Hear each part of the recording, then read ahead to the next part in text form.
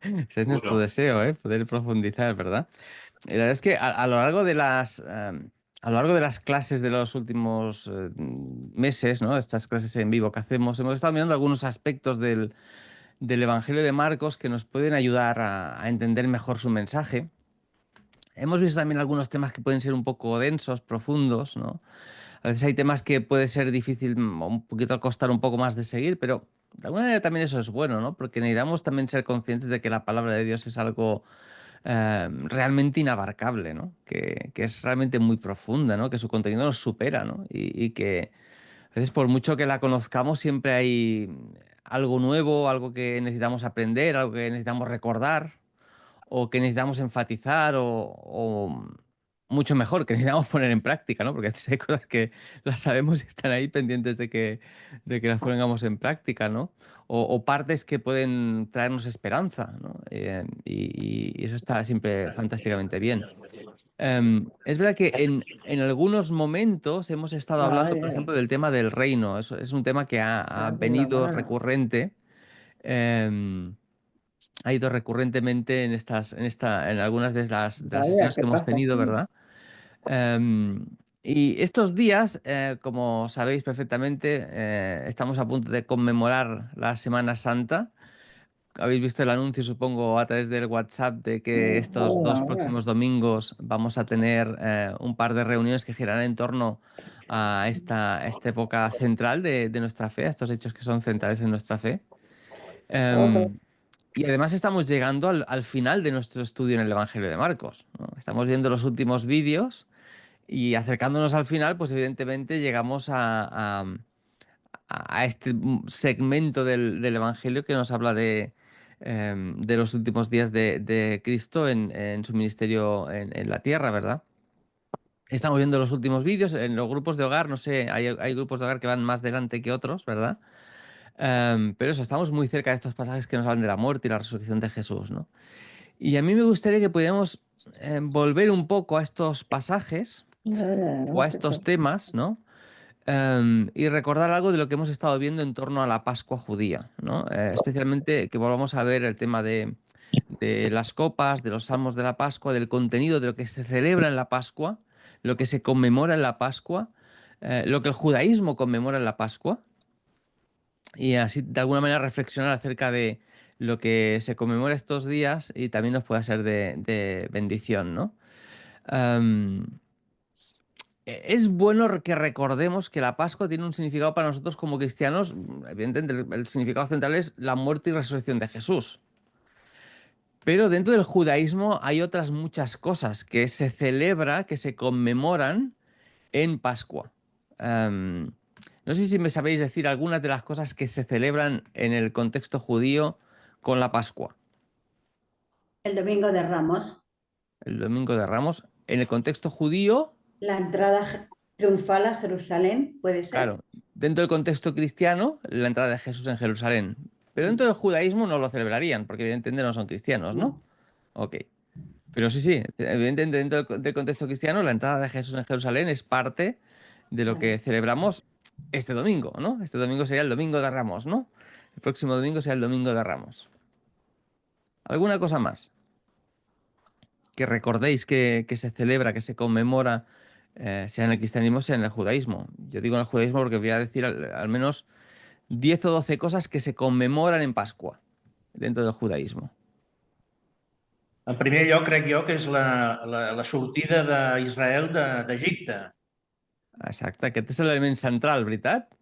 Sí. L'element central de la Pasqua jueva és el recordatori de la sortida d'Egipte.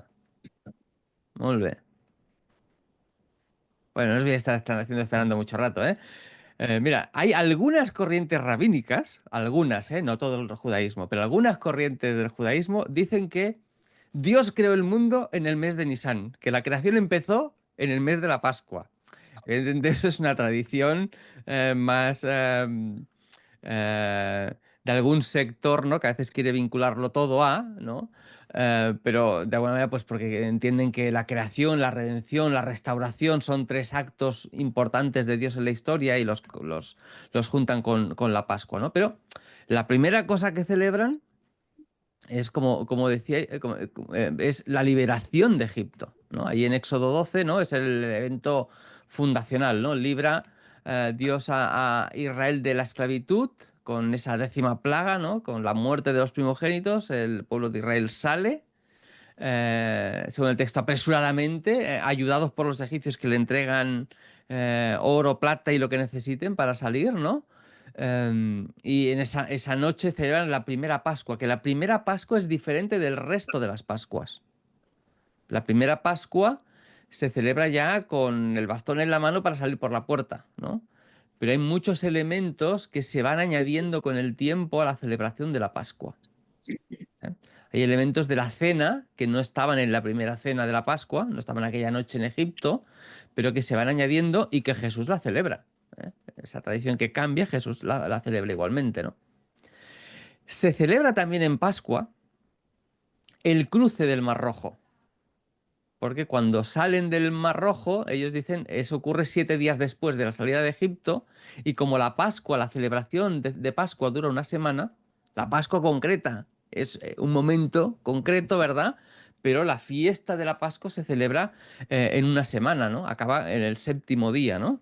De la semana de la Pascua, ¿no? Pues ese último día de la Pascua se celebra el paso de Israel por el Mar Rojo, ¿no? Cuando Dios destruye el ejército de Egipto y el pueblo canta, el pueblo de Israel canta, se lee tradicionalmente Éxodo 15, ¿no? El cántico de Moisés, el cántico de celebración de ese paso del Mar Rojo, ¿no?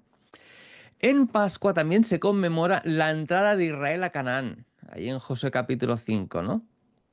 Porque Josué cruza el Jordán y entonces en Josué, los capítulo 5, pues en el capítulo 5, versículo 10, ¿no? Se celebra la Pascua en Gilgal, ¿no? Y esa es la primera Pascua en la tierra prometida, después de 40 años en el desierto, y el maná cesa justo después, ¿no? Y empiezan ya a coger los frutos de la tierra. Así que una tercera cosa que se celebra es la entrada de Israel a Palestina, a Canaán.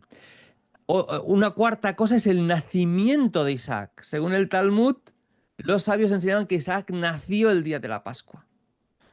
Lo cual es muy interesante, ¿no? Porque también se celebra en Pascua que Isaac estuvo a punto de ofrecer que Abraham estuvo a punto de ofrecer a Isaac en sacrificio el día de Pascua. Lo cual es muy interesante porque significaría que nace en Pascua aquello que va a ser ofrecido en sacrificio en Pascua, ¿no? Em, y es bueno, interesante que ellos celebren también ese acto, que además es muy significativo porque el monte donde se ofrece a Isaac, ¿qué monte es? ¿Es Moria? Moria. Moria. Moria. ¿Y en ese monte qué se construye? Un altar. En ese monte se construye el templo de Jerusalén. Ah, el templo. Segunda de Crónicas, capítulo 3, el versículo 1, se construye el templo de Jerusalén en el mismo lugar donde Abraham estuvo a punto de ofrecer en sacrificio a su hijo, ¿no? Y de hecho, Moria no es solamente ese monte exacto, sino sería también un nombre que se utiliza para toda la región. De tal manera que si cogemos el nombre como la región, Jesús muere en Moria, porque el Gólgota está al lado, ¿no? Y Jesús muere en esa región de Moria, ¿no? Que es Jerusalén, ¿no? Que es Jebús, que es Salem, que es de donde está Melquisedec, y Melquisedec es el rey de Salem y donde Abraham le va a ofrecer diezmos a este rey de Salem, cuyo sacerdocio, ¿quién es el sacerdocio según el orden de Melquisedec? Jesucristo. Pues va a ser Jesús, ¿no? Entonces hay muchos elementos ahí muy interesantes, ¿no? Em, hay muchos elementos que se tocan en ese sentido, ¿no? Y parecen como tipos, ¿no? Cosas que evocan visto en retrospectiva, y dices, qué curioso que en el mismo lugar donde Abraham va a sacrificar a su hijo, em, realmente se edifica el templo. Y como Abraham, en ese momento, ¿no? Ahí en Génesis 22, 14 dice, aquel lugar de que, por eso se dice hoy, en el monte del Señor será provisto. El Señor proveerá en su monte. ¿Proveerá qué? Un sacrificio, ¿no? Un sacrificio de godo, el cordero que ofrece para Abraham, ¿no? Que está allí preparado, ¿no? Y en ese mismo lugar donde Dios va a ofrecer no ese cordero a Abraham, sino el cordero de Dios que quita el pecado del mundo, que es Jesús, ¿no? Así que fíjate cómo en la tradición ellos están celebrando unas cosas que en realidad son anticipan Prototipo de... todo lo que estamos celebrando nosotros hoy, lo que estamos celebrando estos días, ¿no? Así que Abraham profetiza eso, que en ese lugar Dios va a proveer el sacrificio verdadero, ¿no? Lo cual sigue siendo interesante, ¿no? Porque Abraham estuvo dispuesto a hacer por Dios, aunque no lo hizo, aunque Dios no se lo permitió que lo hiciera, lo que realmente Dios hizo por la humanidad, ¿no?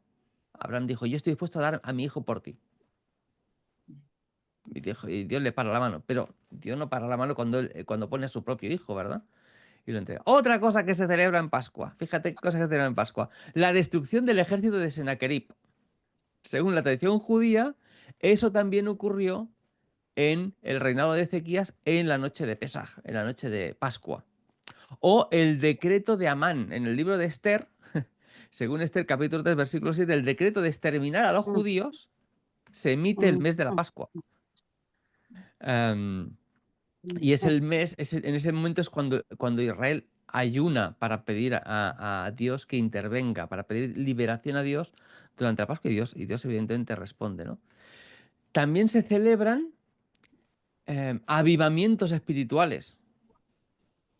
Por ejemplo, la Gran Pascua de Josías, la Gran Pascua de Ezequías, son Pascuas y se celebran en Pascua, ¿verdad? Entonces, se rememora cómo Israel tuvo un momento de avivamiento espiritual, como Dios despertó su corazón para buscar al Señor, ¿no? Y aún hay más, ¿no?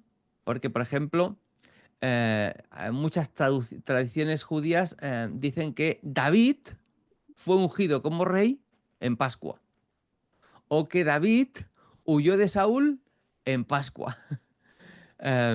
Y si vamos a David, diremos, ostras, David, es que David profetizó acerca de la Pascua, el Salmo 22, ¿no? O los Salmos 113 al 118, que son los que se cantan en Pascua y los que hemos visto ya hace un par de vídeos, y ahora igual tenemos alguna referencia si nos da tiempo, ¿no? O sea, que hay un montón de elementos, ¿no?, que tienen que ver con la Pascua dentro del judaísmo. Y no sé si alguna vez habéis visto o sabéis cómo se celebra una Pascua judía. ¿Sabéis los elementos de la Pascua judía, de la cena de Pascua judía? ¿Cómo funciona una Pascua judía? No, no. Según la tradición, tiene 15 elementos, 15 movimientos, 15 cosas que suceden en Pascua, ¿vale? En la cena de Pascua, cómo se celebra la Pascua, ¿no? Hay como 15 elementos tradicionales. Lo primero que se hace es el Kadesh. El Kadesh es santificación y es una bendición sobre el vino. Se bendice el vino. En la cena de la Pascua se beben 4 copas a lo largo de la cena. Y hay una quinta que no se bebe. Pues solo empezar la cena, con toda la gente en la mesa, se recita la bendición inicial sobre el vino y se bebe la primera copa de vino. Eso es el Kadesh. Luego está el Urhatz, que es el lavado de las manos. Es evidentemente un símbolo de purificación, de preparación, ¿no? De purificación personal antes de comer. Y luego hay una cosa que se llama carpas, con K. Carpas, que es verdura mojada. Normalmente es perejil, verdura mojada en agua salada, que es símbolo de las lágrimas vertidas durante la esclavitud, el símbolo del sufrimiento en Egipto. Luego hay una cosa que es yahatz, que es partir la matzá. La matzá es el pan sin levadura. En Israel se hacen 2 tipos de matzá, una que es dulce y otra que es salada. Ahí depende del lugar, se come una o se come otra. Hay gente que pone las 2, porque parte de ese pan se come y parte se guarda como postre simbólico. Le llaman aficomán, le llaman a ese postre simbólico, ¿no? Pero al principio, ese cuarto punto es partir esa matzá, ¿no? Dividir esa matzá. ¿Por qué es interesante partir la matzá dentro de la cena de Pascua? Porque ¿quién parte el pan en la Pascua, en la última cena? Jesús parte, Jesús, Jesús parte Yo lo el tengo pan. abierto. forma parte de la tradición, partir el pan, ¿no? Luego, justo después de eso, justo después de partir el pan, se hace el Magid, que el Magid es el relato del Éxodo. Se cuenta la historia del Éxodo. Se explica la historia del Éxodo. Y entonces se incluyen las preguntas de los niños, ¿no? ¿Por qué celebramos la Pascua? Y todas esas preguntas que están en el Éxodo, ¿no? Cuando vuestros hijos os pregunten, vosotros responderéis, ¿no? Pues nuestro padre era un cananeo, o sea, un arameo bueno, pues esas respuestas están ahí, ¿no? Y ahí, en ese momento, se levanta la segunda copa, que no se bebe en ese momento, que se bebe justo después del relato. Cuando ha acabado el relato, se bebe esa segunda copa de vino. Y luego se vuelven a lavar las manos. Ahora con una bendición, antes de tomar el pan, ¿no? Rituales. Rituales. Luego se come el pan. Fíjate, ¿eh? Se come el pan.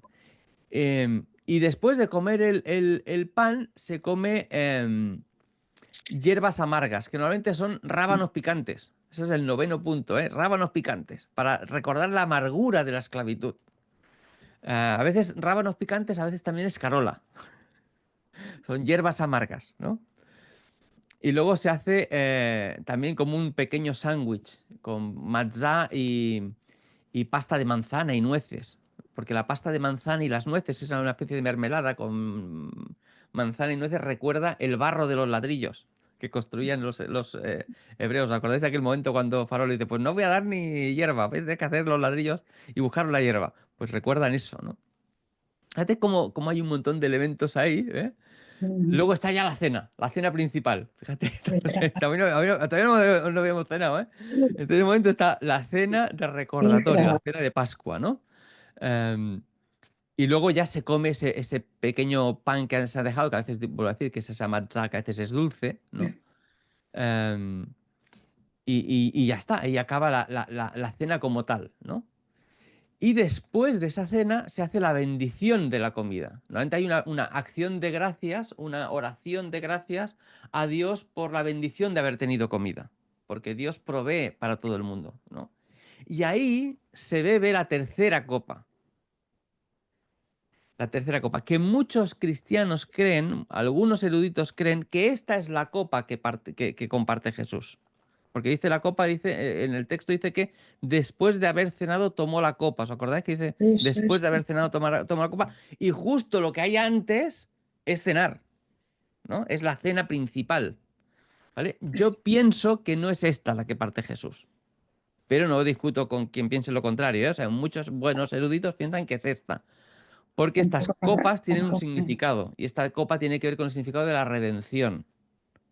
Ahora veremos un poco el texto, que ya lo hemos visto en algún vídeo, pero os explico un poco las palabras que se usan para los significados de estas copas, que cogen su significado de Éxodo 6, ¿no? Entonces, algunos piensan que esta copa, la tercera copa, es la que parte Jesús. Y dice, esta es la copa del nuevo pacto, porque aquí habla de la redención.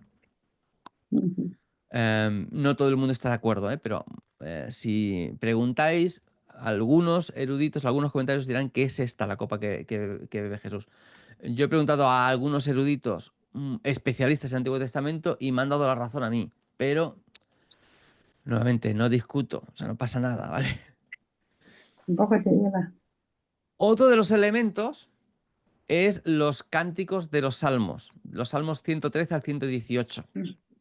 No lo he dicho, pero entre la segunda y la tercera copa, antes de la comida, o entre la segunda y la tercera copa, más o menos en ese momento, se cantan los salmos 113 y 114. ¿Vale? Antes de la comida o justo antes de la tercera copa. En torno a la comida, ¿vale? Se cantan el 113 y el 114. Y justo después de la comida y antes de la cuarta copa, se cantan los salmos 115 al 118. ¿Os acordáis cuando dice el texto que después de cantar el himno salieron al huerto de Getsemaní? El himno son estos cánticos, ¿no? Entonces, si uno toma la literalidad del texto, dirás, la copa tiene que ser la tercera, porque después de cantar el himno salen, ¿no? ¿Entendéis? Pero hay veces que este cántico, el cántico 118, también se canta después de la cuarta copa. Entonces, ahí depende del momento y de la tradición, no sabemos exactamente bien el qué y el cómo, ¿no?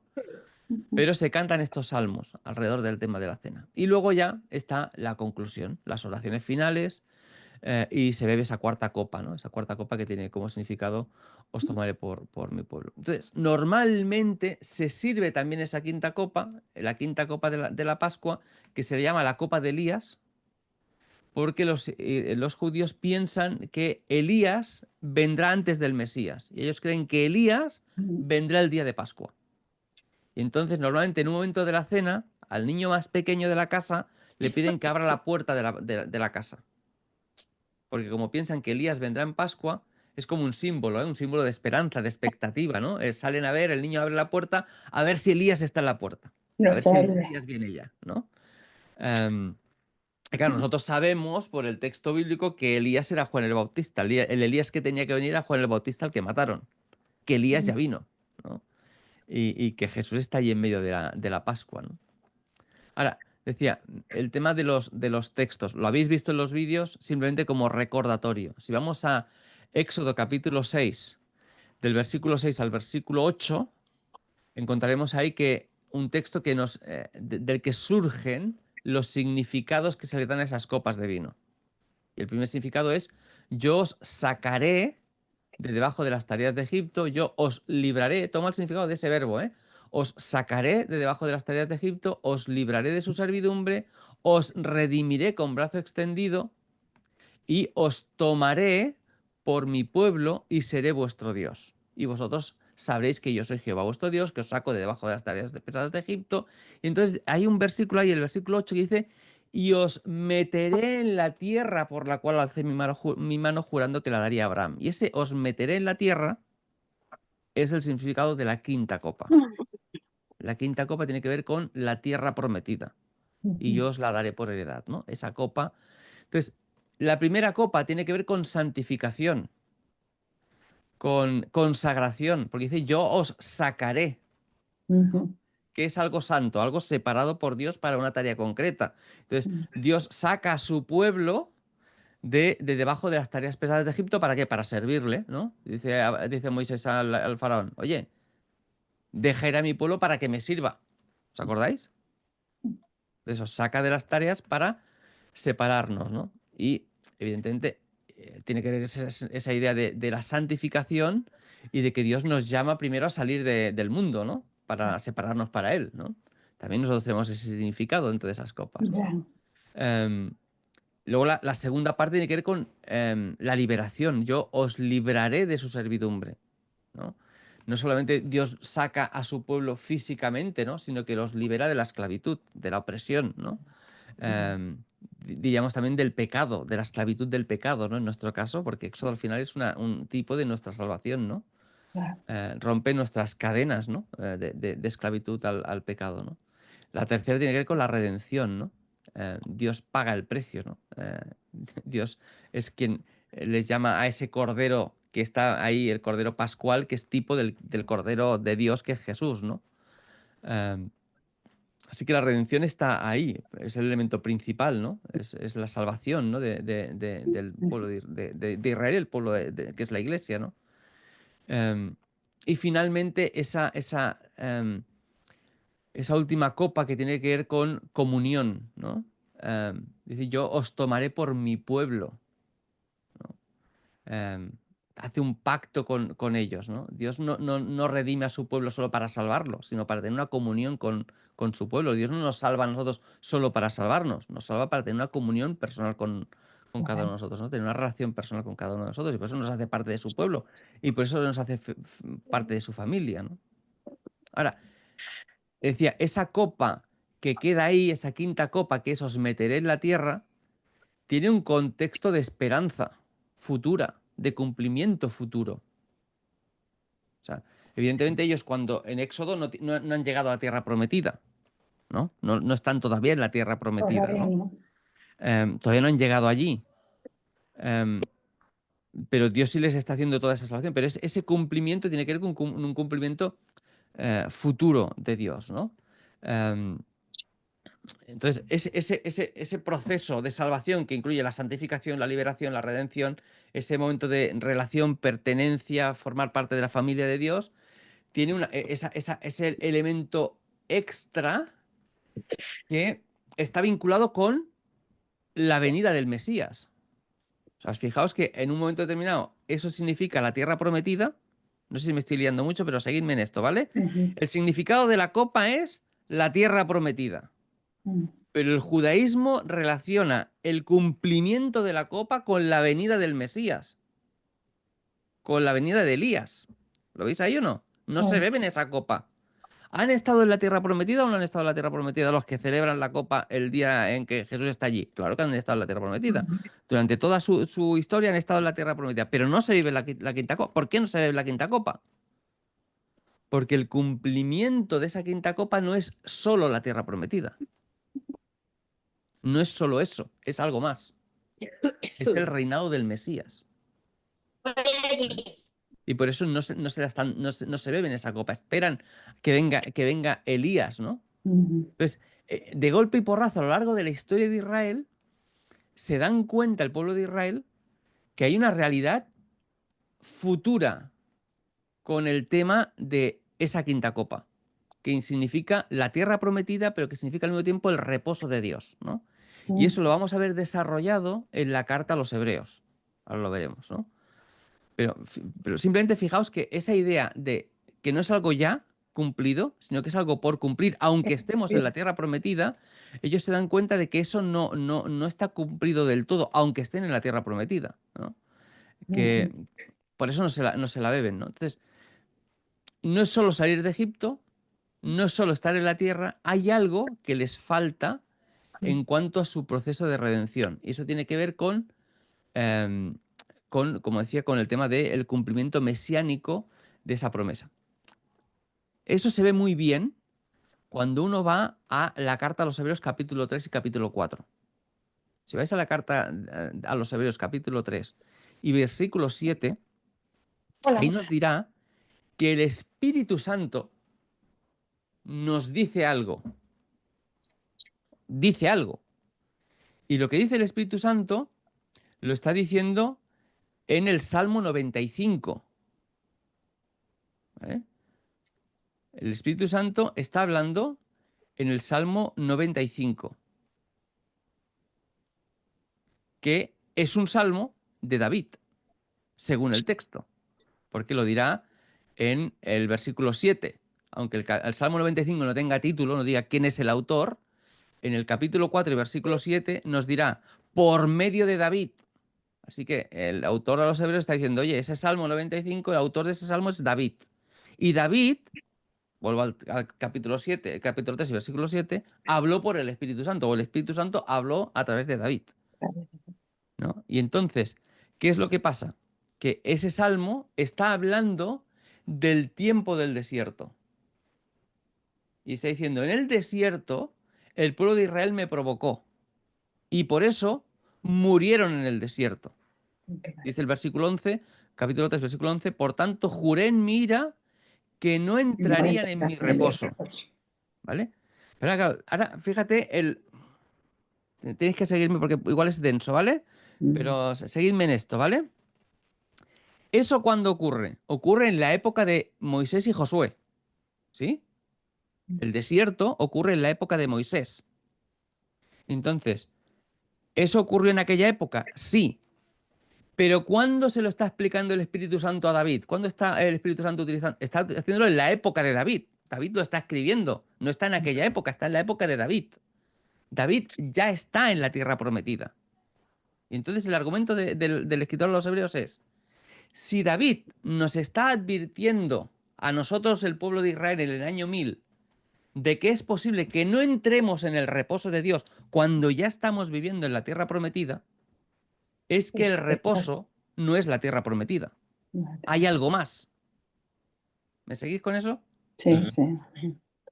¿Entendés? O sea, hay un momento histórico que es que Dios les dice, no vais a entrar en la tierra prometida, no vais a entrar en mi reposo. Josué dirá que ya Dios ha dado reposo al pueblo.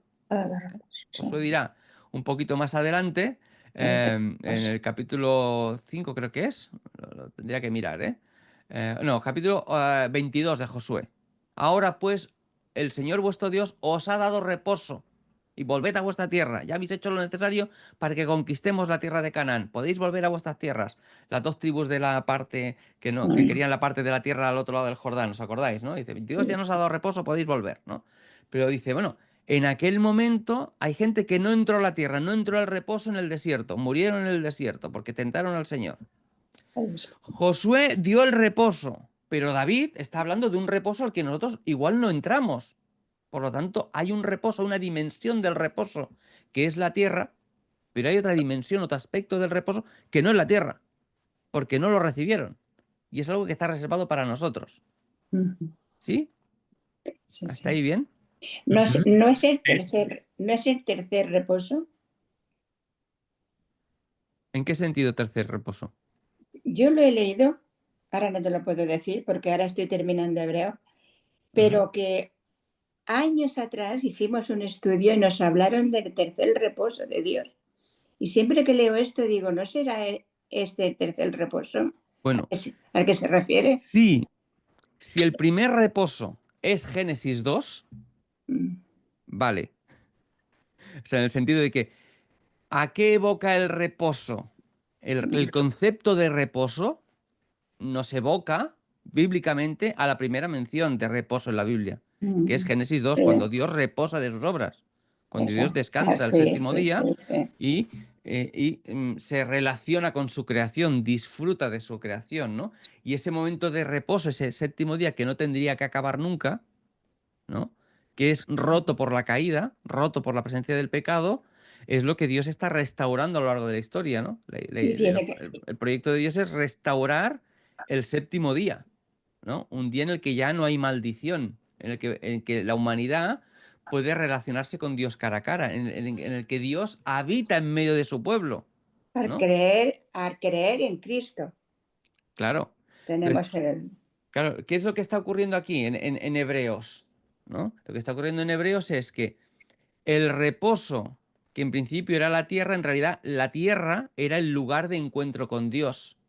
Un tipo de el reposo perdido en el paraíso, ¿no? En Edén, con la caída, y un anticipo, un tipo de la vida eterna, del reino de los cielos. ¿Vale? Entonces, ¿qué está jugando? Está haciendo un juego de palabras el escritor a los hebreos, ¿no? Está utilizando ese concepto, este texto de David para decirnos, oye, aquel reposo no era no era todo lo que Dios quería para nosotros, esta tierra no es todo lo que Dios tiene para nosotros, hay algo más que tiene que ver con la vida eterna, ¿no? Ahí sí que es totalmente como dices, ¿no? Entonces, si tú piensas en Génesis 2 como el primer reposo, la tierra como segundo, la vida eterna como tercero, te compro la idea, ¿vale? No, es que siempre lo tengo esto aquí de aquellos años, ¿no? Que lo dábamos esto. Con Benjamín Anguret, me acuerdo que fue. Ya. Pero la idea es esa, ¿eh? La Está idea muy bien, a mí me encanta. este reposo es un tipo del reposo eterno y pleno que Dios ha prometido, ¿no? Entonces, el reposo pleno en Hebreos es siempre escatológico cristocéntrico, ¿no? O sea, es el descanso del alma, es la relación con Dios, es el fin de la maldición. Que sí, y como decías tú, pues es ese reposo que entramos cuando creemos en Cristo, ¿no? Hebreos capítulo 4 y versículo 3, ¿no? Nos dirá, pero los que hemos creído entramos en el reposo, ¿no? Ahí está. Por eso es un lugar al que tú entras por fe. De ahí un poco la relación con el tema del reino, ¿no? Porque de alguna manera la tierra prometida es un ya pero todavía no. Igual que nuestra salvación ahora es un ya pero todavía no. O sea, en el sentido de que hemos sido perdonados, sí, hemos sido redimidos, sí, hemos sido glorificados. El texto lo pone en presente, pero todavía no, todavía hay pecado en nuestra vida, ¿no? La vida cristiana ¿tenemos la vida eterna? Sí. ¿Pero se manifiesta plenamente en nuestra vida? No, porque todavía caemos más que... Seguimos siendo pecadores. Caemos más que acertamos, ¿no? Entonces, ese ya pero todavía no, pero que al mismo tiempo miramos con esperanza porque eso nos habla de esa promesa futura, ¿no? Entonces, ahí es... ¿Por qué digo que es interesante para mí ese concepto futuro de esa copa? Porque ese elemento futuro, si es la tercera copa de las 5, pues ya está cumplido, porque Dios nos ha redimido. Aunque hay una redención, parte de la redención tiene que ver con la glorificación, ¿no? Pero la quinta copa o la copa de la Santa Cena que tenemos en la iglesia, que utilizamos en la iglesia, siempre tiene ese elemento de hasta que Él venga. Ese elemento futuro que se ve muy bien en esa quinta copa, ¿no? Porque nosotros, es verdad que el Cristo ya ha venido, Cristo está presente en la Pascua, ¿no? En el Evangelio de Marcos, lo hemos estado viendo estos días en los vídeos, ¿verdad? Y en las lecciones en los grupos de hogar. Cristo está presente allí, Él ya ha venido, ha cumplido, la expectativa de esa quinta copa está cumplida, es Él que la parte con sus discípulos, pero al mismo tiempo esa copa nos habla de ese nuevo pacto hasta que Él venga, ¿no? Esa dimensión de esperanza, de reino consumado, de entrada definitivamente en el reposo de Dios, ¿no? Exacto. Entonces, ese elemento para mí es interesante ligarlo con el texto que tenemos en Marcos, ¿no? O con lo que vemos que se celebra en Marcos, que se conmemora en Marcos, ¿no? Y darnos cuenta de eso, de que ese reposo tiene que ver con mucho más de lo que es solo en el Antiguo Testamento, ¿no? Bueno, decía que hay algunos elementos ahí interesantes, pero dejadme que adelante porque son y 44. Pero sí que evidentemente hay muchos elementos que enlazan con la Santa Cena, ¿no? Recordamos la redención, como Israel en Egipto, anunciamos la muerte de Cristo, esperamos su retorno, ¿verdad? Y de alguna manera es verdad que nuestra vida está ahí, ¿no? Entre la cuarta y la quinta copa, ¿no? Está ahí en medio, ¿no? En ese momento de decir, bueno, Dios nos ha redimido a todos nosotros, pero estamos esperando ese reino que Jesús anuncia en el Evangelio de Marcos, ¿no? El reino de los cielos se ha acercado, pero que aún Dios va a instaurar, ¿no? Pero sí que eso es una llamada para nosotros, ¿no? Cuando encontramos en Hebreos, por ejemplo, dice, procuremos entrar en aquel reposo, ¿no? Pues dediquémonos a vivir a la luz de ese reino, ¿no? Bueno, vamos al tema de los salmos. Decíamos el tema de los salmos 113 al 115. Y dejamos un poco estas ideas del tema de la tierra prometida y el tema del reposo. Y nos enfocamos un poco en estos salmos que hemos visto de alguna manera, muy brevemente, pero de alguna manera en los vídeos. Y yo os invitaba en los propios vídeos que hemos estado viendo, los vídeos de las videolecciones, a pensar un poco qué pensaría Jesús cantando estas canciones aquella noche con sus discípulos, ¿no? Cuando Jesús está con sus discípulos en el aposento alto, en esa casa, ¿no? Que yo sugiero que es la casa de la madre de Juan Marcos, la casa donde vive Juan Marcos, ¿verdad? Que Juan Marcos es un chico jovencito que está allí y vienen unos invitados de sus padres, pero en esa noche, cuando Jesús está cantando la Pascua, como la ha cantado cada año, Jesús ha estado participando de la Pascua cada año desde que nació, ha estado cantando esas canciones, que en definitiva son canciones proféticas acerca de él. Exactamente. ¿No? Una de las cosas que vimos el otro día con Josafat, ¿os acordáis? Cuando el pueblo de Israel va a la guerra cantando.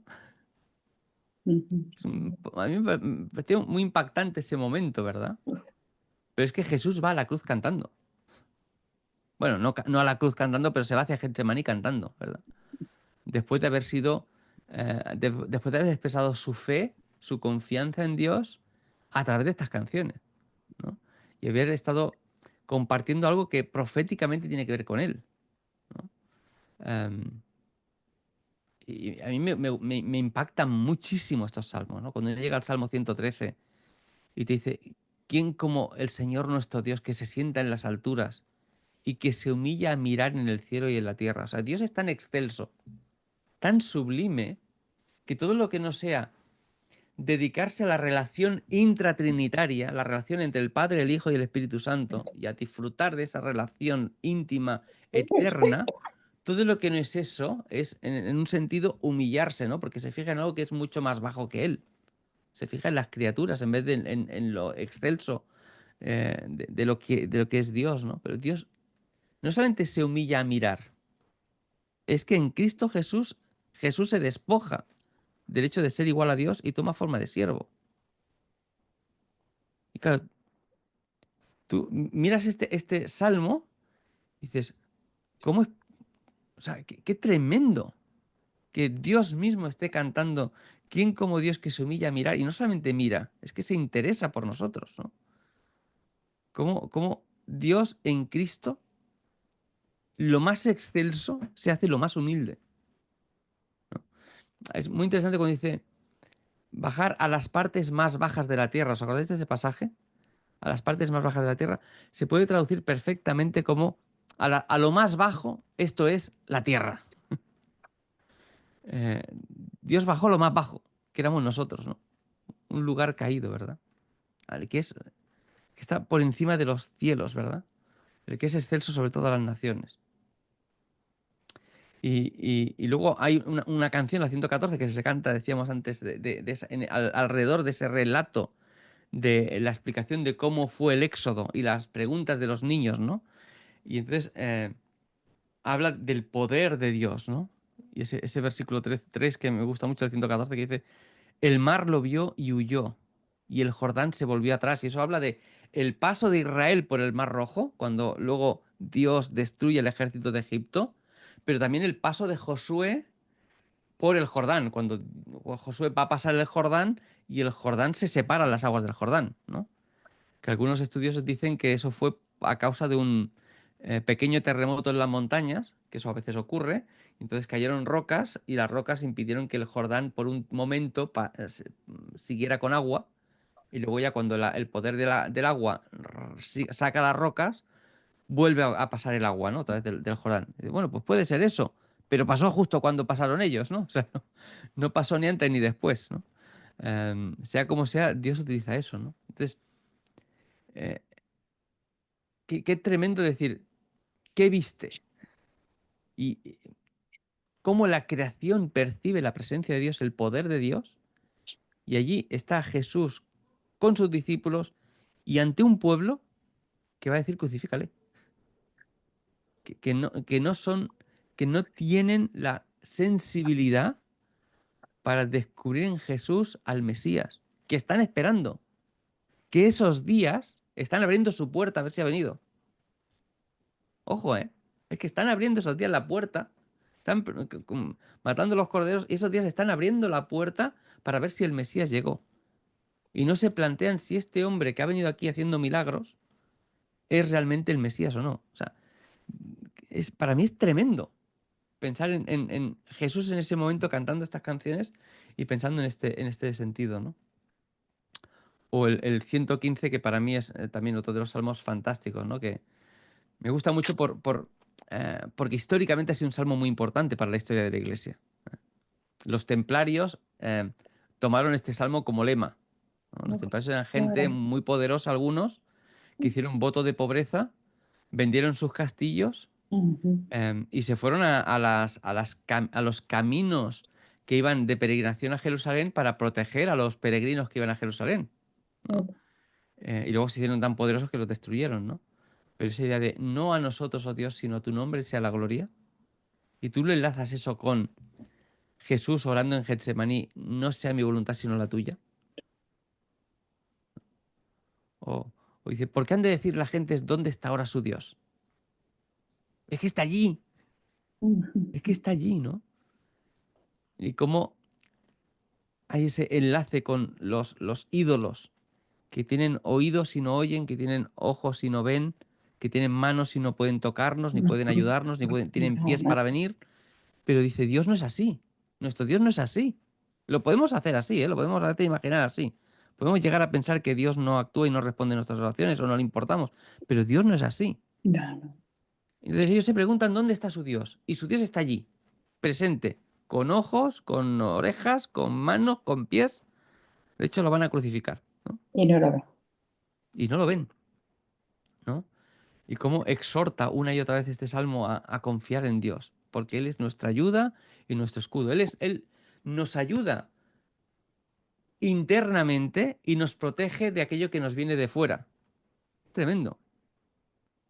Una y otra vez lo dice. Dios te ayuda internamente, te da fuerzas internamente y te protege del ataque del enemigo, ¿no? Y una y otra vez ese salmo nos informa que Dios nos bendecirá, Dios te bendecirá, y dices, ¿qué necesidad tenemos de ser conscientes de que a Dios le importamos y de que Dios nos va a bendecir? ¿Cuántas veces se nos olvida en medio de la prueba, verdad? Que Dios es el soberano, ¿no? Dice, los cielos son los cielos de Dios, ¿no? Dios es el soberano sobre todo lo que existe. O el Salmo 116. Estamos en los últimos salmos que Jesús está cantando. Está ahí al final de la cena de Pascua, ¿verdad? Y dice, amo al Señor porque ha oído mi voz y mis súplicas. Dentro de un poquito va a estar sudando sangre. Pero antes de salir a eso, él está alabando a Dios porque Dios escucha su voz y sus súplicas. Recordad Juan capítulo 11, cuando él dice, te doy gracias porque yo sé que siempre me escuchas, pero lo digo por estos, para que estos sepan que yo estoy orando a ti, pero yo sé que tú siempre me oyes, ¿no? Y que tú has inclinado a mí tu oído. Y me rodearon ligaduras de muerte, me encontraron las angustias del Seol, quieren matarme. Y entonces dice el versículo 4, entonces invoqué el nombre del Señor diciendo, oh Señor, libra ahora mi alma. ¿No? Cuando está ahí, Señor, si es posible, pase de mí esta copa. Y si es posible, pase de mí esta copa. 3 veces, ¿no? Y la respuesta es no, porque no hay ni una sola posibilidad de que pueda el hombre ser salvo si no es a través del sacrificio de Cristo. Pero yo no sé si podéis imaginaros a Jesús y a los discípulos cantando estas canciones. No tenemos aquí la música de esa época, ¿verdad? Pero seguro que se podría encontrar cómo la cantan hoy el pueblo de Israel en YouTube o en algún sitio así, ¿verdad? ¿Cómo Jesús está expresando en estas canciones lo que él va a pasar, ¿no? Dice, fíjate el versículo 8, tú has librado mi alma de la muerte, mis ojos de lágrimas y mis pies de resbalar. Él va a morir y está cantando, tú me has librado de la muerte. Y de alguna manera proféticamente, porque el Señor lo va a resucitar. Dios Padre, Él mismo se va a resucitar y el Espíritu, la Trinidad entera está allí actuando en la resurrección, ¿verdad?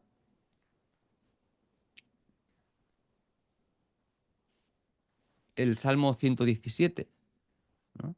Que es tan corto, pero tan profundo, de exaltación de Dios, de engrandecer a Dios por su misericordia, por ese concepto que hemos explicado alguna vez, ¿no? El tema el Gesed, la Gesed de Dios, ¿no? No sé si recordáis que decía que un profesor mío del Dallas, un catedrático tremendo del Dallas, decía que la segunda palabra más importante en la Biblia, por carga teológica, después del nombre de Dios, es Gesed. Gesed, que es la magnanimidad de Dios. En nuestra Biblia muchas veces se traduce como misericordia, pero es muchísimo más que misericordia. Hay alguno que lo traduce como amor eterno, pero no es exactamente eso, magnanimidad le queda muy bien, pero es la gracia, ¿no? En griego sería la gracia. Tampoco es gracia, es más amplio que gracia. Es una palabra tan rica que a veces cuesta dar todos los significados, ¿no? Pero es esa acción de el rey que puede con todo hacia su pueblo al que ama, ¿no? Una palabra súper, súper rica, ¿no? Y finalmente esa que es tremenda, tremenda, que es el Salmo 118, que es la última canción que canta Jesús, ¿no? Que dice, alabad al Señor porque Él es bueno, porque para siempre es su misericordia, otra vez el Gesed, para siempre es su misericordia, otra vez Gesed, y el versículo 4 otra vez, para siempre es su misericordia. Dios, la misericordia de Dios nos alcanza, es para siempre. Dios es un Dios bueno, ¿no? Y entonces dice, desde la angustia invoqué al Señor y Él me puso en lugar espacioso. Y entonces dice, el Señor está conmigo, no temeré lo que me pueda hacer el hombre. Y están a punto de crucificarlo. El Señor está conmigo entre los que me ayudan. Dios está conmigo. Dentro de nada lo vamos a ver gritando en la cruz. Señor, ¿por qué me has abandonado? Y no es que Dios haya abandonado a Jesús. No lo abandona. Jesús, o sea, si está hablando con el Padre es porque le escucha, ¿no? Si dice Jesús al Padre, Señor, Padre, ¿por qué me has abandonado? Es porque entiende que le está escuchando, ¿vale? La situación es que lo que está explicando Jesús es ¿por qué estoy en esta situación? Si tú no me has abandonado, ¿qué hago yo aquí? Y no es que esté haciendo Jesús el paripé, sino que nosotros necesitamos pensar ¿por qué está allí Jesús? Pues porque no es posible nuestra salvación de ninguna otra manera. De ninguna otra manera, ¿no? Entonces por eso dice, mejor es confiar en Dios que confiar en el hombre. Mejor es confiar en el Señor que confiar en príncipes, ¿no? Y hay una idea que me gusta mucho, que es el versículo 14, no sé si lo tenéis por ahí, el capítulo 118, versículo 14, dice, mi fortaleza y mi cántico es el Señor, y Él me ha sido por salvación. Y me encanta porque la palabra salvación en ese versículo, en el versículo 14 como en el versículo 15, voz de júbilo y de salvación, es la palabra Yeshua, salvación, Yeshua, que es la misma que Josué y que es la misma que Jesús. Pues me llama porque lo que está diciendo es, está hablando de salvación, ¿no? Él me ha sido por salvación y voz de júbilo y de salvación. Pero al mismo tiempo me doy cuenta, ¿no? De que la salvación tiene que ver con Jesús, ¿no? Jesús, ¿no? Al que adoramos, al que cantamos, al que glorificamos, porque Él es el que nos ha sido por salvación. Él es nuestro Salvador, ¿no? Y entonces dice el versículo 18, no me entregó a la muerte. No me entregó a la muerte. Voy a morir, pero no me voy a quedar allí. Voy a resucitar. Voy a salir de esa situación, ¿no? Y ese versículo 22, que para mí también es uno de los versículos claves, ¿no? La piedra que desecharon los edificadores ha venido a ser cabeza del ángulo, ¿no? Jesús está siendo rechazado por el pueblo, por los principales sacerdotes, por Israel, pero va a ser la pieza principal de todo el proyecto de Dios, ¿no? De todo el proyecto de salvación, ¿no? Y acaba con esa idea, versículo 27, de atad víctimas con cuerdas a los cuernos del altar, ¿no? Ya llega el momento de sacrificar el cordero, ¿no? Y Jesús va a salir, va a cantar esto y va a salir al huerto de Getsemaní, no sin antes volver a decir, alabad al Señor porque Él es bueno, porque para siempre es su misericordia, porque para siempre es su gesed, ¿no? Entonces, hay un montón de elementos en todos estos salmos que giran en torno a esta cena de la Pascua, que tienen mucho simbolismo con todo lo que Israel ha ido viviendo a lo largo de su historia, pero que a nosotros ahora que nos acercamos a Semana Santa, ¿no? Y que tenemos tiempo de reflexionar, ¿no? Con el domingo de Ramos y la entrada triunfal de Jesús, y luego con su muerte y su resurrección, esta semana que tenemos a estos días que podemos meditar en el texto de Marcos y en el texto de los textos de la Biblia, sobre todo lo que gira en torno a esto, pues simplemente, al menos en esta sesión, ¿no? Poder compartir algunos de estos elementos, ¿no? Que nos hagan ayudar a reflexionar, ¿no? Sobre la importancia de todos estos, de todo lo que se explica a veces de una manera muy resumida en el Evangelio de Marcos, pero que está ahí implícito, ¿no? ¿Cuál fue la copa que Jesús partió? Pues no sabemos si fue la tercera o la quinta. Yo digo la quinta, pero no me preocupa mucho, ¿vale?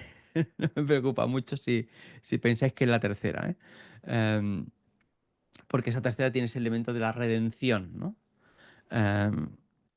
Pienso la quinta por varios temas, como os decía, pero me parece muy interesante al menos darnos cuenta de cómo todos esos simbolismos, ¿no? Como la Pascua, el reposo, el tema del simbolismo de la copa, del pan, ver cómo Jesús tomó esos elementos de la Pascua cotidiana, ¿verdad? De la Pascua de su época, para poderle dar un significado nuevo, ¿no? Y hacernos ver, ¿no? Que Él era el cumplimiento real de todo eso, ¿no?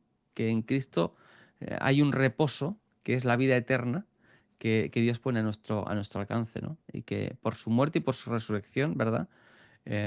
Podemos alcanzarla y podemos tener la esperanza de que en su venida pues ese reino se va a instaurar, ¿no? Y él va a reinar sobre nosotros, ¿no? Y podemos disfrutar definitivamente de ese séptimo día en el que Dios estará entre nosotros, ¿no? No sé si tenéis alguna aportación, alguna pregunta, alguna cuestión que os llame la atención, algo que queráis compartir. Bueno, que lo del Antiguo Testamento para los de ahora es un poco liado. Para ti no, porque estudias, pero para nosotros un poco sí, porque no lo hemos vivido. Pero sí que reconocemos la Pascua por lo que nos han enseñado y el Nuevo Testamento, la entrada triunfal a Jerusalén, la muerte del Señor Jesús, que al primero le echaron los mantos y estos, diciendo Osana, Osana al que viene en el nombre del Señor, y aquella misma gente que le hizo aquello a los 3 días, crucifícale, crucifícale. Sí, es verdad que a veces las conexiones entre el Antiguo Testamento y el Nuevo Testamento se nos pueden escapar, ¿vale? Porque evidentemente hay muchas cosas del Antiguo Testamento o de la práctica cotidiana del judaísmo que no se explican en la Biblia, ¿no? En la Biblia no se nos explica cómo celebra el judaísmo la Pascua. Por No está ahí. eso es que no la sabemos. Claro, eso está en la Hagadá, eso está en el Talmud. Hay libros muy interesantes como las fiestas judías en el Talmud y en la tradición, ¿no? Que te explican detalladamente cómo se celebraban estas cosas, cómo se celebran hoy estas cosas, ¿no? Hay canales muy interesantes en YouTube de judíos que explican cómo Sí, celebran la sí, es Pascua. verdad, Ah, sí. hay una chica judía que explica muy bien muchas cosas de Israel. Hay un chico, un hombre argentino que hizo lo que se llama aliyá. La aliyá es cuando un judío que vive en Argentina o en cualquier lugar del mundo decide irse a vivir a Israel, ¿no?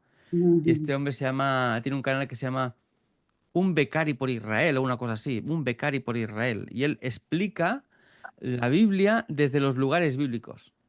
Él es judío, pero explica cosas del Nuevo Testamento incluso desde los lugares de Israel, ¿no? Y, por ejemplo, hay un momento en que se va al norte de Israel a la tumba de Isaías, por ejemplo, ¿no?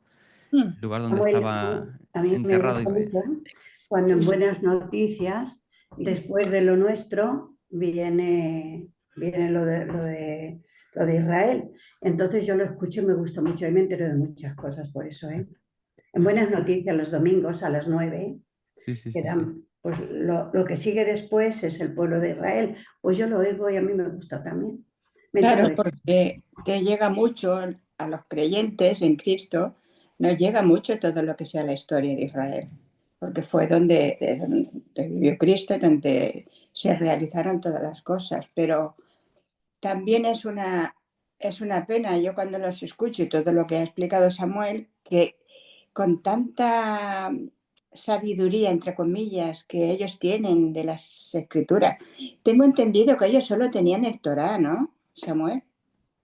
Ellos tenían lo que llaman Tanakh. Tanakh es la Torá, los Nebihim, que son los profetas, y los Sí. Ketuvim. Ketuvim son los escritos. Entonces ellos tienen el Antiguo Testamento como el nuestro. El judaísmo tiene el mismo Antiguo Testamento que nosotros. Lo que pasa es que en la época de Jesús habían dos partidos. Un partido eran los saduceos, que solo creían en la Torá, y otro partido eran los fariseos, que tenían el Antiguo Testamento como nosotros. Los saduceos eran minoría, pero tenían el apoyo de los romanos y por eso gobernaban en el templo. Pero la gente, el judaísmo tradicional y la gente apoyaba a los fariseos. Y el judaísmo que vence después de la destrucción del templo y de la destrucción de Jerusalén es el judaísmo farisaico. De ahí es de donde nace el judaísmo rabínico actual. Yo creo que hay una cosa muy buena que tienen ellos, es el tesón que ellos ponen en todo ese conocimiento que tienen. Pero la verdad es que luego me da una pena tremenda de que tanto que saben para qué si no han sabido ver lo principal. Y esto es lo que a mí me dan que pensar. Pero bueno, el Señor tiene unas promesas ahí para su pueblo que son especiales también. Sí, eso, claro, tendríamos que estudiar desde Solamente Él sabe el por qué. historia de la Iglesia, historia del siglo II, ¿no? Ellos en el siglo, a finales del siglo I, principios del siglo II, hacen un concilio que es Jamnia, y en Jamnia es donde ellos acaban de pulir lo que será el judaísmo a partir de la destrucción de Jerusalén y la pérdida de Jerusalén y del templo, ¿no? O sea, a Claro, partir de ahí también tienen que ir haciendo. que ellos rompen definitivamente y entonces se refuerzan internamente contra el cristianismo, ¿no? Ellos deciden no seguir el cristianismo, no hacer caso al cristianismo, y entonces se separan definitivamente, ¿no? Y es a Bueno, partir de ahí, también, básicamente desde Jamnia, que hacen, bueno, pulen las pequeñas asperezas que tenían dentro del propio judaísmo en aquella época, ¿no? Sí. Pero es verdad. Pero hay tantas cosas que a lo largo de la historia, tú dices, bueno, y a lo largo de la historia, los creyentes que hemos tenido en el Nuevo Testamento, las barbaridades que hizo el cristianismo en siglos V, VI, VII, VIII, IX, décimo, undécimo, y dices, madre mía, ¿cómo es posible? es ¿No? que yo también lo descarto. Yo también lo descarto. ¿Qué dices? ¿Cómo es posible que Todo cayeran lo que no tan sea bajo, ¿no? quitar toda la vista de aquí y centrarse en Cristo, yo, la verdad, Mm. me sobra. Sí, sí. Pero, y aún nosotros, ¿eh? O sea, en nuestra época, tú miras algunas cosas que están pasando hoy en ámbitos teóricamente evangélicos y dices, madre mía. Lo que más me gusta de la doctrina de Cristo es que nosotros somos únicos. O sea, uno está separado del otro siempre. Dios Mm. nos salva por grupo. Dios actúa, se conecta con nosotros individualmente. Y la comunión es individual, personal. Sí, No tendríamos se un puede debate, ¿eh? decir Eso todos los tendríamos un debate cristianos ni ahí, ¿eh? todos los judíos. Porque es verdad que nuestra mentalidad occidental es muy individualista. Y cuando vamos a la Biblia, siempre habla de pueblos, naciones, lenguas, ¿no? Evidentemente la salvación es individual, porque tú la tienes que recibir individualmente, pero hay un elemento comunitario Eso que a sí, veces yo creo que muchas veces los cristianos, especialmente ahora, ¿eh? Especialmente ahora que hay gente que dice, no, yo no voy a la iglesia porque a mí no me llevo bien sí, con la gente, me pongo voy a decir uno error, que a mí me gusta, ¿eh? Yo qué sé, Dante Gebel, ¿vale? Que hay error. gente que le cae mal, a mí no me cae nada mal. Pues voy a ponerme la predicación X, el predicador X que me encanta, lo pongo en YouTube y yo y el Señor ya dices, un momento, que esto no es. No, porque no se puede Esto no, descartar esto. claro, entonces, Pero sí que la comunión con Dios tuya es personal. Y después, con ese mismo sentir, nos reunimos con personas que tienen esa misma comunión con Cristo. Y el único que sabe dónde está la realidad es Dios. El único que nos puede juzgar es Dios, el que nos examina cada día, el que nos corrige, el que nos enseña, a cada uno individualmente. Y esto para mí es precioso. sí, sí, sí, sí, sí. Pero por eso Esto digo para que mí. tiene un debate, porque podríamos, por ejemplo, si ahora iniciamos un debate tú y yo, hablaremos de cómo nos pule el Señor. Pues muchas veces a través de la gente. Bueno, hombre, sí, claro, La gente que también está a nuestro aprendemos alrededor, ¿no? mucho de lo que sí y de lo que no. Sí, sí, sí. Ay, gracias, de verdad. Uy, qué ratos. Oh, Muy Bueno, bien, mis pues queridos. muchas gracias. Sí, Adiós, Rosa. Una última pregunta, una última curiosidad. digas.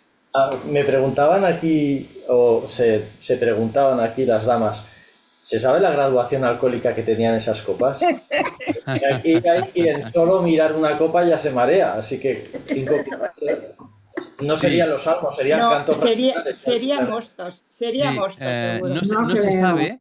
Sí no sabemos creo. que en aquella época el vino era de mucha peor calidad que ahora. Normalmente ¿Ah, eran sí? vinos muy malos a los que normalmente se añadían mieles y azúcares Ah, para sí. poderlos hacer un poco más llevaderos. No eran vinos como los de ahora. Serían copitas Y chiquititas. tampoco o sea, son 5 copas que se reparten. Ujú. Muchas veces se reparte la copa. O sea, no es que tú pegues Mm, 4 copazos de vino entre pecho entre y todos. espalda, ¿vale? Es que Claro, en nuestra poner época, tantas copas, claro, hoy en nuestra época, nosotros en nuestra época, tenemos posibilidad de tener vino en nuestra casa y comer pollo todos los días.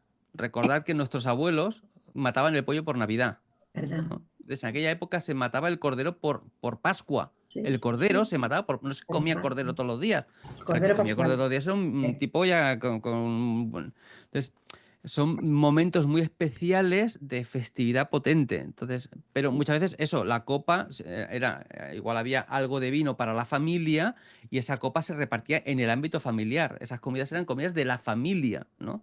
No me podía imaginar que el vino era malo. Sí, en aquella época el vino era muy malo, muy malo. Sí, Sí, sí, sí, sí, Te sí. María, te María Incluso mal, ¿no? pensad que el vino picado a veces se utilizaba para beber. Se mezclaba con mirras, ¿no? y con mieles y se bebía, pero eran vinos realmente malos. Por eso, por ejemplo, si habéis visto alguna novela de estas así de fantasía o de edad mediana, de la Edad Media, hablarán de hidromiel.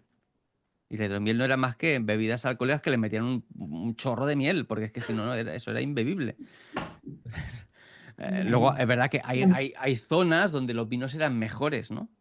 Claro. Y donde se criaban buenos vinos. Por Bueno, ejemplo, pues, bueno, cuando uno va a los escritos de los judíos, por ejemplo, la época de Flavio Josefo y tal, ellos te dirán, hay un texto muy interesante que decía que las 12 tribus de Israel no las dividieron Asiria y Babilonia, sino los vinos de Galacia. Porque muchos judíos cuando se fueron de Babilonia no volvieron a Jerusalén, sino que se fueron a cultivar viñas a Galacia, porque allí hacían buenos vinos. Entonces, en aquella época iban allí a hacer, pero muchas veces el vino de la calle no eran vinos muy, muy buenos, ¿no?